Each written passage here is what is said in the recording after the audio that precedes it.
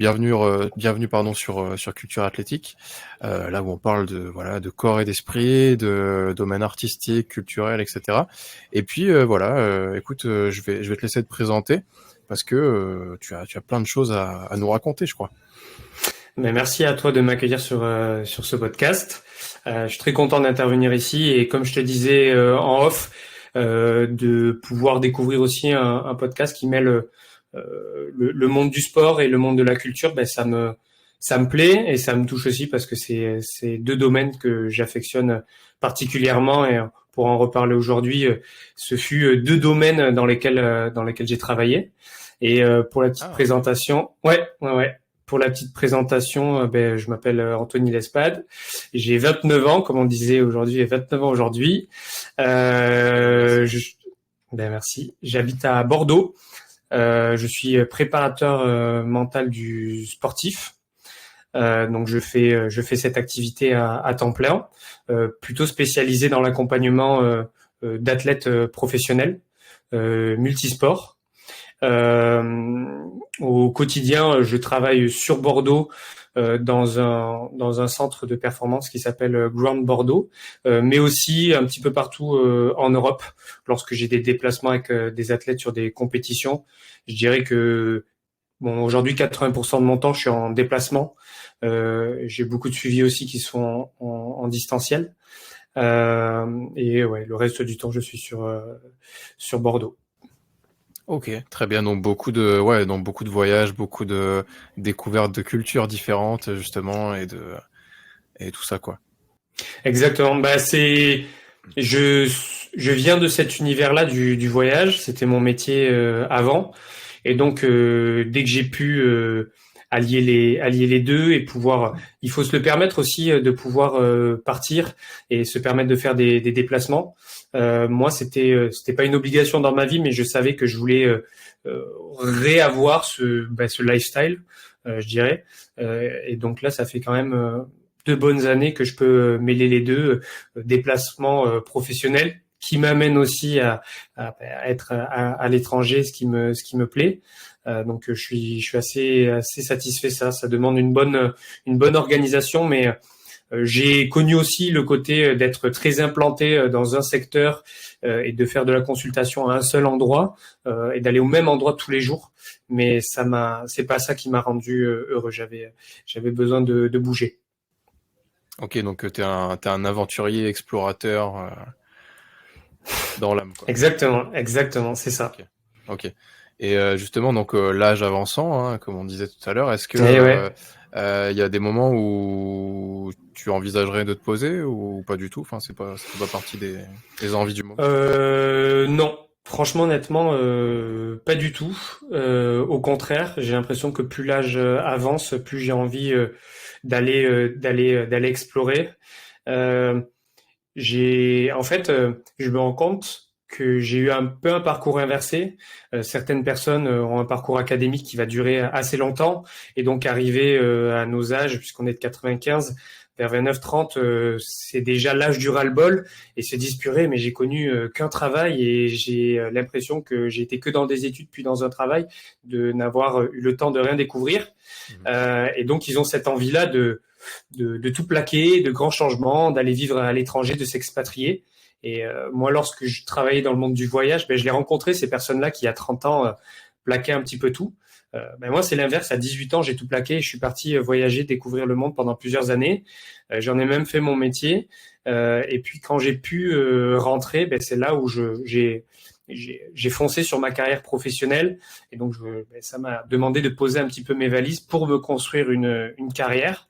Et maintenant, je sens que l'appel de repartir toque un petit peu, mais plutôt d'une manière. Alors, je pense que j'ai été longtemps à la recherche de l'endroit idéal, que ça soit en termes de culture, en termes de climat, en termes d'opportunités professionnelles.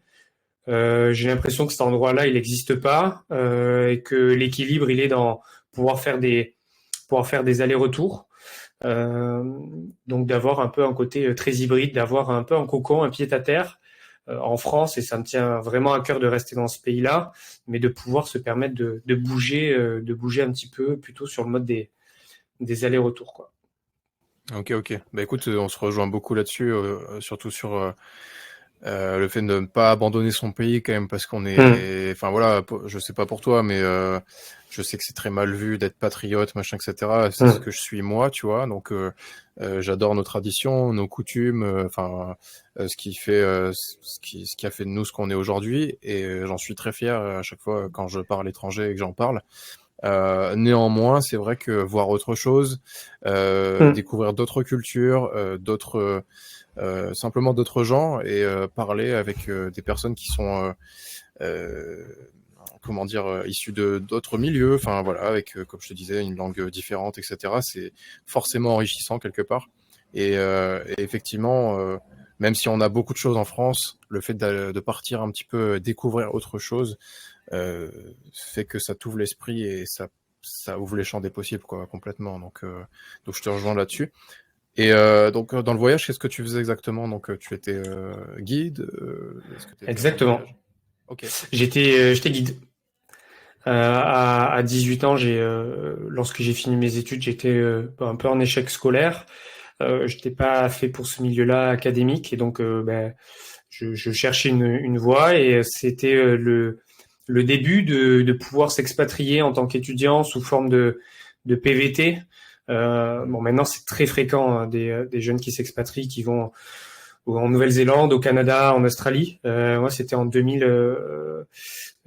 2013-2014 que j'ai pris cette décision-là. Donc, il y avait pas beaucoup de renseignements à l'époque sur ça. Donc, j'ai suivi un ami qui avait lui aussi envie de passer une année sabbatique qui n'était pas forcément qui n'est que sabbatique par le mot, mais où tu ne fais pas rien parce que le type de visa que tu prends, c'est un visa vacances-travail. Et donc, je suis parti à 18 ans en Australie et là, bon, c'est le petit cliché. Hein, tu te dis piqué par le virus du voyage, tu découvres un nouvel univers, un nouveau mode de vie, une liberté totale. Et depuis ce jour-là, je n'ai pas arrêté de voyager. Et donc, vraiment, de manière très, très, très compulsive, je faisais des petits boulots, je partais en voyage, je faisais des petits boulots, j'allais découvrir un autre pays, jusqu'au jour où je me suis dit, mais purée, peut-être qu'il y a moyen de travailler dans ce milieu-là. Et le métier qui me tentait, c'était le métier de guide.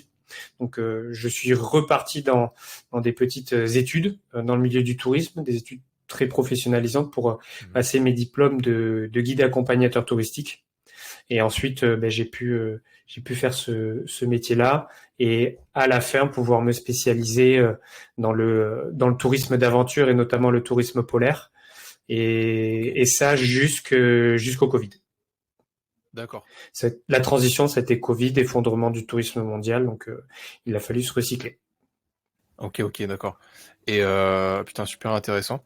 Euh, et donc du coup, donc là-dedans, dans ta pratique sportive, parce que c'est du tourisme, enfin être guide, etc. C'est évidemment du tourisme, c'est quand même, Hum.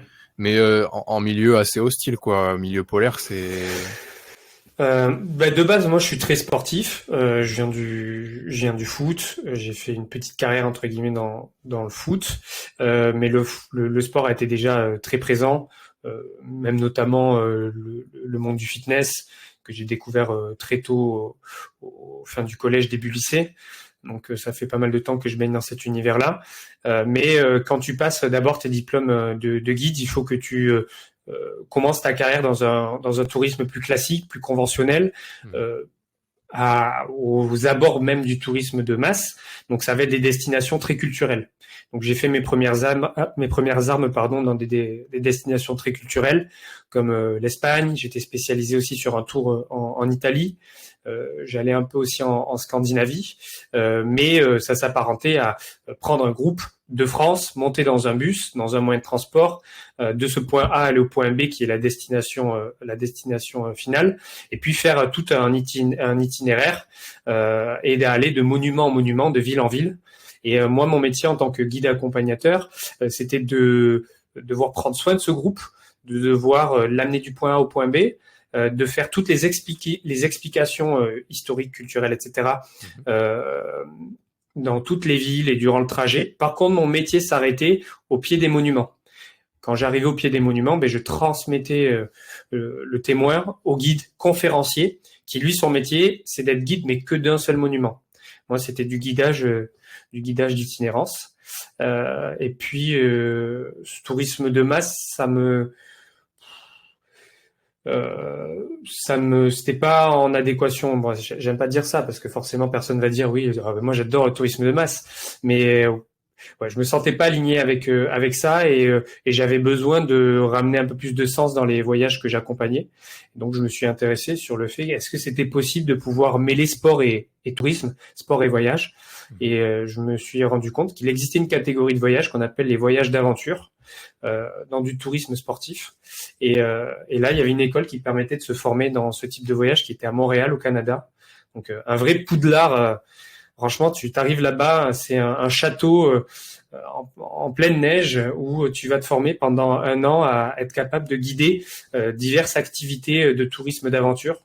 Donc que ça soit du tourisme polaire, du tourisme lié à la survie, du tourisme dans le milieu nautique, donc du kayak, du canot, de la rando, etc. Donc je me suis formé pendant 1 an avec la spécialisation sur la dimension polaire. D'accord. Et donc, dans cette formation, est-ce qu'il y avait déjà un petit peu de... je veux pas rentrer dans le vif du sujet tout de suite, on va y aller progressivement. Mais est-ce qu'il y avait déjà un petit peu de préparation mentale? Puisque forcément, qui dit milieu hostile ou qui dit aventure, dit forcément un mental pas prêt à toute épreuve. Enfin, quoique, peut-être que oui. Mais ce sont des gens déjà qui sont conscients du danger, voilà. Donc, mentalement, c'est pas des gens, je veux dire, qui vont aller dans des hôtels all inclusive 4 étoiles et puis se dorer la pilule, quoi. Ils viennent pour une expérience. Exactement. Nous, notre rôle, c'est de faire une prestation 5 étoiles dans un environnement hostile.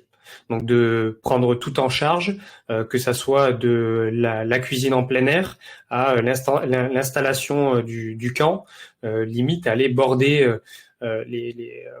les clients dans leur duvet, mais on a un contrôle total sur tout ce qui se passe.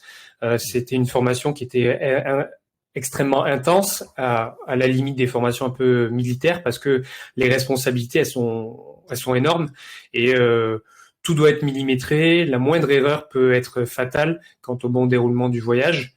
Mais dans cette formation, il y avait aucune dimension psychologique ou de préparation mentale. Ça aurait été hyper intéressant qu'il y en ait. Mais par contre, l'introspection, tu la faisais parce que tu te prenais un grand mur, quoi qu'il arrive durant cette formation. Tu te faisais ramasser. Et donc, c'est là où c'était très intéressant de pouvoir avoir cette opportunité-là de vivre tout un tas d'expériences dans divers environnements, dans divers types de climats, parce qu'on commence à la fin de l'été au Canada, où on arrive sur les températures polaires, parce que c'est une formation où pendant 1 an, on ne va jamais dormir à l'intérieur, ou voire très très peu, mais on dort tout le temps dehors. On expérimente tout le temps la nuitée dehors, qu'il fasse 10 degrés comme moins 40. Et maintenant que j'interviens un peu en préparation mentale et que je raconte mon parcours, je me rends compte 5 ans plus tard que la porte d'entrée vers la préparation mentale, elle était réellement là. Je m'intéressais avant beaucoup aux biographies de sportifs, à cette dimension-là.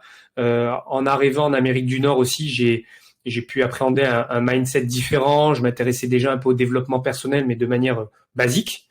Mais la porte ouverte sur qu'est-ce que le mental entre guillemets, même si ça veut tout et rien dire ce mot-là, je l'ai appréhendé grâce à cette introspection-là de qu'est-ce qui se passe dans ma tête, qu'est-ce qui se passe dans mon ventre. Je ressens des choses, j'arrive pas à mettre des mots dessus, je suis dans l'inconfort, je ressens des choses physiologiquement, psychologiquement, et je n'arrive pas à mettre des mots dessus.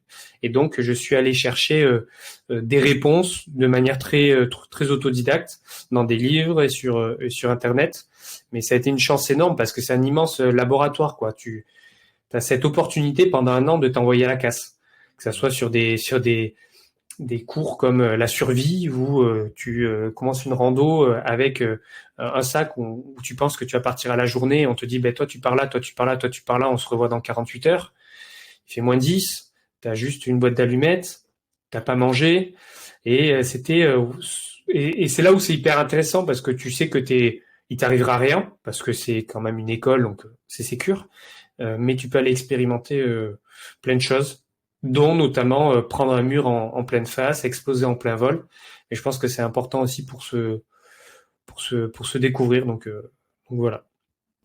Ok, ben super impressionnant. Tout ça, est-ce que tu as une anecdote en particulier à laquelle tu penses où tu t'es dit putain, je suis pas dans la merde, mais genre mentalement c'est dur, ou tu vois, est-ce que comme tu dis, tu t'es confronté à des murs Ouais, particuliers? ça a été très dur parce que euh, moi, je viens plus des activités conventionnelles, entre guillemets.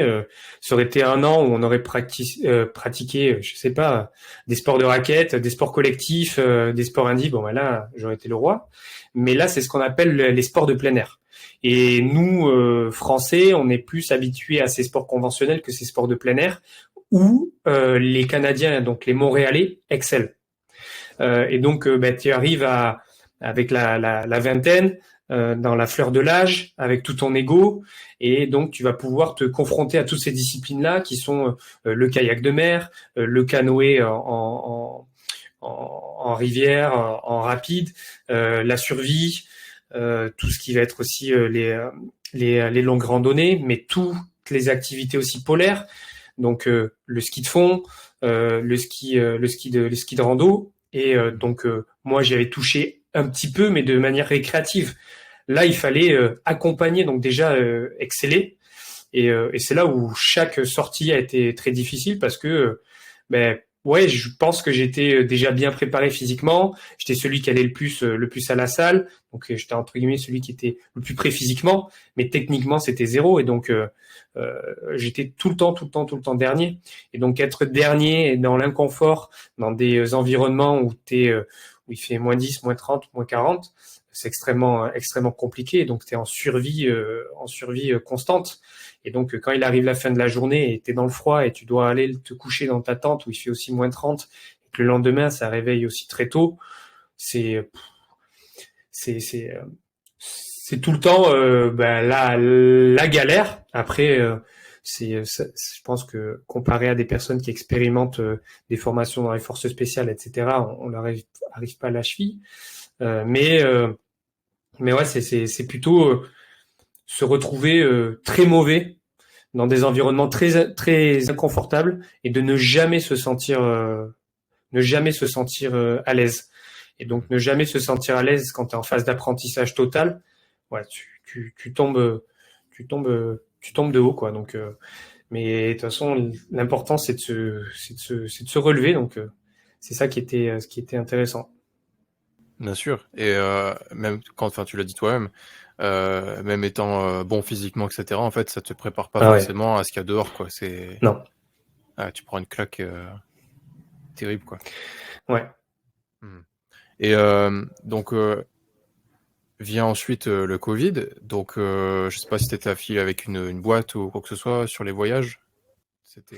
On est en fait indépendant. Donc c'est des agences de voyage qui nous contactent par rapport à des destinations. Et donc là ça a été du jour au lendemain plus du tout de travail, mais surtout euh,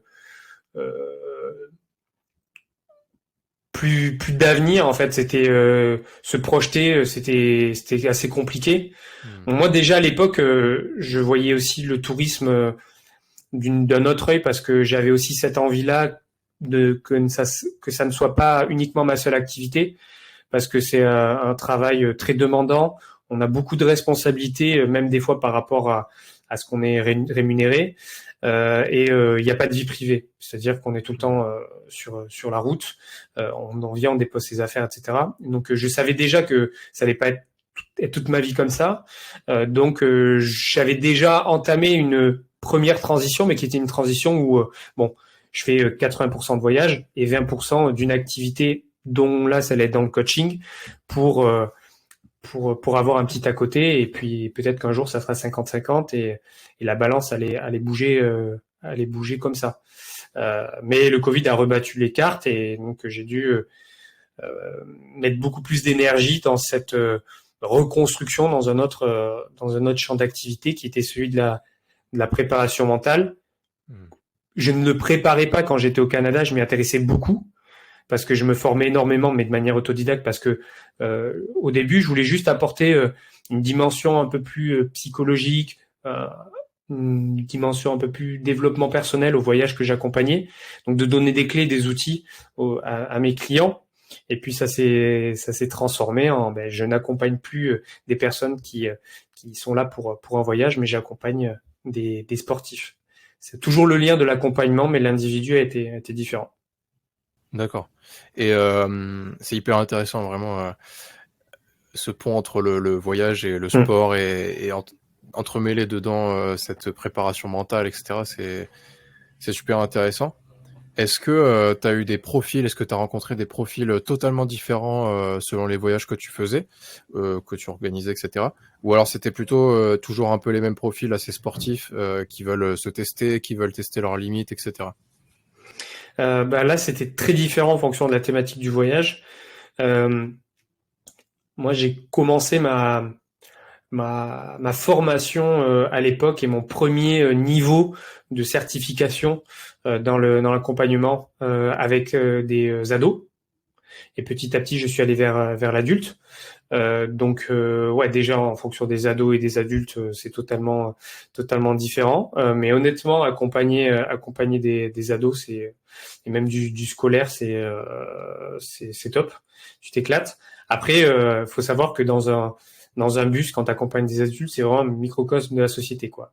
Donc, beaucoup de seniors. La moyenne d'âge, ça restait quand même du senior. Mais tu vas avoir papy et mamie qui font 50 voyages par an. Tu vas voir ceux qui ont économisé toute leur vie pour ce voyage-là. Tu vas voir le couple qui se déchire. Tu vas voir le célibataire. Tu vas voir ceux qui ont la trentaine. Donc, c'est intéressant. Et cette population-là doit cohabiter, et toi tu dois être là pour le bon déroulement de ce petit microcosme là.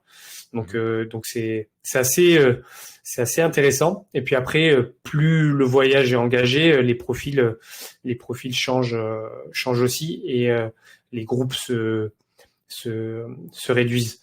Moi, ce que j'aimais faire en fait, c'était vraiment ce qui me plaisait en fait, c'était avoir une destination, parce que des fois je postulais aussi pour faire des remplacements, donc d'aller sur des destinations que je ne connaissais pas et de devoir en peu de temps maîtriser la destination. Je suis passionné d'histoire, de géo, de culture, et donc je me suis formé aussi dans ça, et de devoir comprendre, découvrir un lieu, être boulimique en fait d'apprentissage. Et c'est ce que j'ai pu retrouver aussi dans mon métier d'aujourd'hui. Avant, j'étais énormément dans le développement de ma culture générale sur tout ce qui était histoire, culture, civilisation, etc. Et j'ai retrouvé cette boulimie-là quand j'ai fait cette transition sur tous les domaines qui étaient la psychologie du sport, le milieu des neurosciences, de l'entraînement mental, etc. Bien sûr, bien sûr. Et du coup, donc, comme je te disais, parmi ces profils-là, est-ce que du coup, donc il y a une dimension mentale? Est-ce que des fois, tu as dû faire appel un petit peu à aux références que tu lisais à l'époque, ou les choses, je sais pas s'il y avait déjà des podcasts à l'époque ou des choses comme ça sur ce sujet-là. Est-ce que juste tu t'es servi de ce que tu apprenais en parallèle du tourisme pour déjà exercer ce que tu me disais tout à l'heure, peut-être? Dans le milieu de tourisme, malheureusement, j'ai pas eu le temps d'utiliser les outils que j'ai actuellement. Ça restera une frustration. Donc, moi, ma qualité, c'était que je suis un très grand optimiste. Donc, l'optimisme à 100% et de la bonne humeur. Et on n'oublie pas qu'on est à la base avec des personnes qui sont là en voyage. Donc, normalement, c'est 100% happy du début jusqu'à la fin. Mais il y a énormément d'aléas qui sont là. Mais que ça soit dans le tourisme plus conventionnel que aussi dans le tourisme dans des milieux plutôt naturels, tu te rends compte que le niveau d'inconfort en fonction du public, il est totalement différent. J'ai pu retrouver des situations similaires avec des personnes qui commençaient à geler, vraiment littéralement commençaient à geler, à perdre un petit peu le bout de leurs doigts. Donc c'est une situation assez complexe. Et la même réaction que des personnes qui se retrouvaient en milieu urbain avec beaucoup de monde et aussi le dépaysement total. Et c'est ça qui était intéressant en fait. Et moi, je m'intéresse et maintenant surtout à comment se déclenchent ces réactions-là. Et on se rend compte qu'en fonction du public, il y a des réactions qui vont être plutôt d'ordre psychologique, donc des stress psychologiques, ou d'autres personnes des stress physiologiques. Et je sais qu'à l'époque, j'essayais un petit peu d'observer ça, parce que j'ai pu moi aussi m'en rendre compte et faire un peu mon propre laboratoire. Les premiers réflexes quand on part en voyage et qu'on découvre un autre pays ou quand on y va pour quelques temps, je le sais parce que je l'ai vécu en allant en Suède par exemple, c'est de se dire, même si on en a fondamentalement envie au fond de nous, les premières réactions c'est de se dire qu'est-ce que je fous ici quoi. Et limite paniquer un petit peu et comprendre comment la ville fonctionne, comment les transports ça se passe, etc. Tout ça, ça crée de l'anxiété. Et donc ça, pour parler vulgairement, est-ce qu'il y a des clés de ça ou juste déjà accepter ce questionnement intérieur, on va dire. Et ouais, est-ce qu'il y a des clés pour, j'ai un peu envie de dire améliorer ça, mais tu sais, mieux l'accepter ou mieux le vivre, parce que je suis sûr qu'il y a des gens qui aimeraient partir en voyage, etc. Mais je pense que par peur ou par anxiété, ils franchissent jamais le pas, quoi, tu vois. Ouais. Non, le lâcher prise, il est difficile pour certaines personnes. Et ça, je l'ai vécu quand j'étais au Canada ou même en Australie, parce que j'y suis resté pas mal de temps, d'observer des expats qui n'arrivaient jamais à faire cette transition en fait. Ils vivaient leurs premiers mois dans un mal-être pas possible et en fait faisaient le demi-tour. Et je pense qu'il y a aussi une vision des choses à avoir sur. Je pense que la manière dont on réussit son voyage commence déjà par comment on prépare le départ, par le conditionnement qu'on va avoir dès le départ. Et je pense que certaines personnes minimisent ça sur le fait déjà d'arriver à se projeter. Peut-être que si on sait qu'on est déjà un peu de nature anxieuse, mais non, le lâcher prise total et d'arriver, d'être en osmose et finir en Sarwell au bout de 24 heures, il va pas être possible dès le premier jour. Donc peut-être que tu vas être de nature à devoir un peu plus anticiper, à devoir un peu plus te projeter, repérer déjà alors que tu es à distance et de ne pas aller chercher le lâcher prise total quand tu arrives là-bas parce qu'il va pas peut-être être possible pour ta nature. Donc d'accepter de prendre encore un peu de ta routine et de la transposer au pays où tu es et de faire des choses dont tu as l'habitude de faire et petit à petit d'en enlever pour permettre cette acclimatation là. Et il faut pas avoir du tout d'un mauvais œil le fait d'avoir du mal à s'adapter. C'est totalement normal et certaines fois même au niveau de la psyché on pense qu'on est prêt, on pense que ça va le faire. Mais il y a le corps aussi qui est là. Et certaines fois, le corps on va pas arriver à mettre des mots dessus, mais va sentir certaines choses, va percevoir certaines choses, et il va vous mettre certaines barrières. Donc, tout ne se passe pas uniquement dans la tête. Donc, c'est dans la mesure du possible pouvoir prendre le temps et de garder un peu de ces habitudes pour le temps de l'acclimatation. Mais ce côté où on se dit mais qu'est-ce que je fais là et on se sent pas forcément bien et on culpabilise parce qu'on se dit mais attends, eux, ils se sentent trop bien, ils vivent leur meilleure vie. Je suis dans un pays normalement paradisiaque et je me sens pas bien et la France, ça me manque alors que j'arrêtais pas de la critiquer. C'est quoi le problème? Mais c'est aussi ce qui fait la beauté parce que si t'y vas pas, tu auras pas cette confrontation à ces messages-là et c'est le début de l'introspection, quoi. Bien sûr. Et puis voilà, c'est vrai qu'avoir le souhait de voyager et être au moment du départ à l'aéroport, etc. Enfin, tu te chies dessus, quoi. Entre guillemets, tu te chies dessus. Tu te dis, putain, est-ce que mon voyage, ça va être ce que j'espère, tu vois. Enfin, il y a énormément de questionnements, tu vois. Ouais. Pareil, ma sœur qui est partie en Écosse aussi, quand on l'avait lâchée à l'aéroport, c'était dur, tu vois. Mm.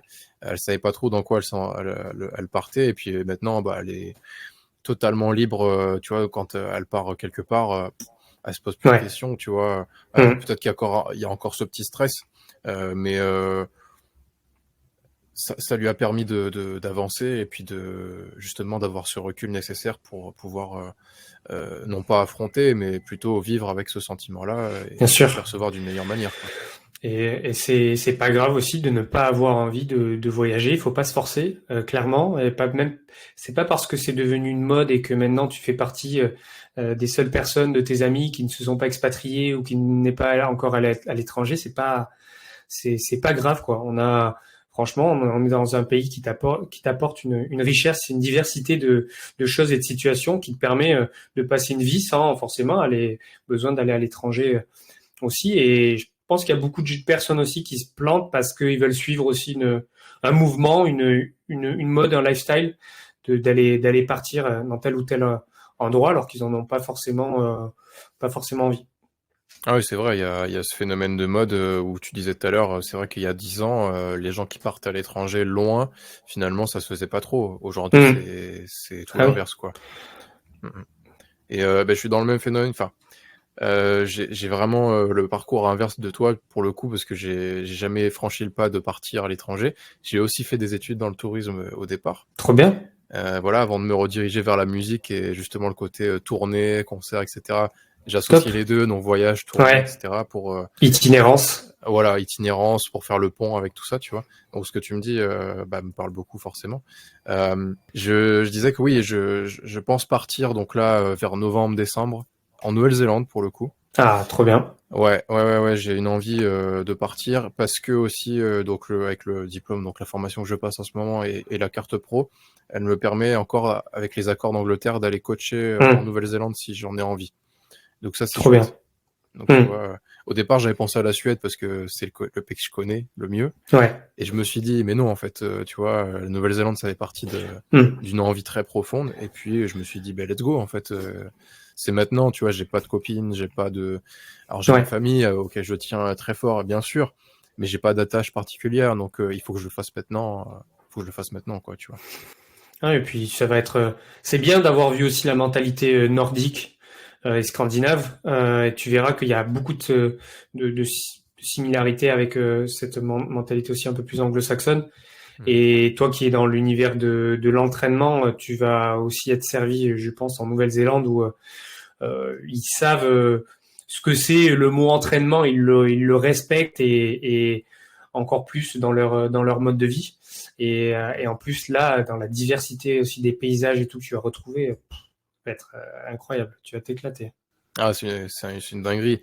C'est une dinguerie, et forcément, je peux pas m'empêcher de penser à la Terre du Milieu, du Seigneur des Et Anneaux ouais. à chaque fois. Je sais pas si tu es fan aussi Ah de cet bah moi univers. je suis piqué de ça. Ah yes, bah, génial. Fantasy, c'est ouais, Ok. énormément.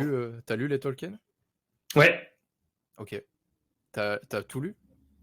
J'ai lu ben, quand j'étais en Australie d'ailleurs.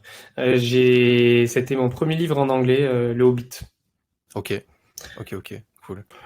Et Mais ouais, c'est d'une richesse, je trouve, ces bouquins, hmm. c'est dingue. En fait, c'est quand tu consommes après un peu de contenu et d'autres, que ça soit des romans, que ça soit des BD ou même des séries sur l'univers du fantastique et de la fantasy, tu te rends compte que la richesse qu'il y a dans le Seigneur des Anneaux n'est pas forcément dans les autres univers, et tu te rends compte qu'en fait, ces autres univers-là euh, euh, adopte beaucoup de principes et de choses tirées de l'univers de Tolkien. C'est normal, c'est vraiment le livre fondateur. Mm. Mais c'est là où il faut absolument pas minimiser cet homme-là et tout l'univers qu'il a créé, quoi. Je fais le parallèle un peu avec de manière plus moderne Martins avec Game of Thrones. Oui, tout à fait. Pour moi, c'est deux ovnis, deux aliens qui sont capables de sortir des univers, mais le mot univers est vraiment pris au sérieux, quoi.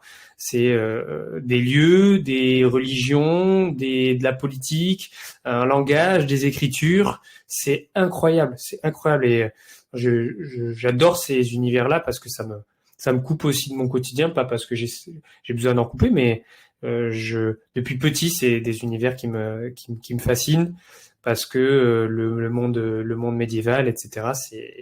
J'aime beaucoup, quoi. Ouais, ben c'est ça, c'est extrêmement riche en tout point et comme tu dis en fait, tu peux faire aussi le parallèle avec alors je dirais pas notre monde actuel puisque la multiculturalité devient un petit peu plus commune à beaucoup de pays. Euh, Bien que quand tu pars en voyage encore, tu peux être totalement dépaysé, découvrir des cultures, Ouais. etc. Mais c'est vrai que oui, aujourd'hui, forcément, avec le déplacement qui est plus facile pour les gens, bah, les cultures s'entremêlent et donnent cette multiculturalité, ce qui n'était pas le cas forcément au Moyen-Âge, et à ce qu'on retrouve, par exemple, dans ces œuvres fantaisistes, médiéval fantasy, où tu retrouves, comme tu disais, des peuples, des coutumes, des cultures, des langages, Ouais. etc. Et voilà. On peut être pour ou contre, c'est voilà, mais ça fait partie de la beauté du monde, je trouve, la différence, et c'est en ça que ces auteurs sont super riches. Ouais, totalement. Merci à vous d'avoir écouté la première partie de cet épisode. La deuxième partie avec Anthony sort la semaine prochaine, et pour ceux qui écouteront après sa sortie, je vous invite grandement à écouter cette partie 2. On va se centrer beaucoup plus sur les détails de la préparation mentale, métier encore assez méconnu et très intéressant. En attendant, je vous invite à suivre le podcast, à commenter, à partager et noter le podcast sur les plateformes audio. D'ici là, portez-vous bien et à la semaine prochaine. Salut à tous.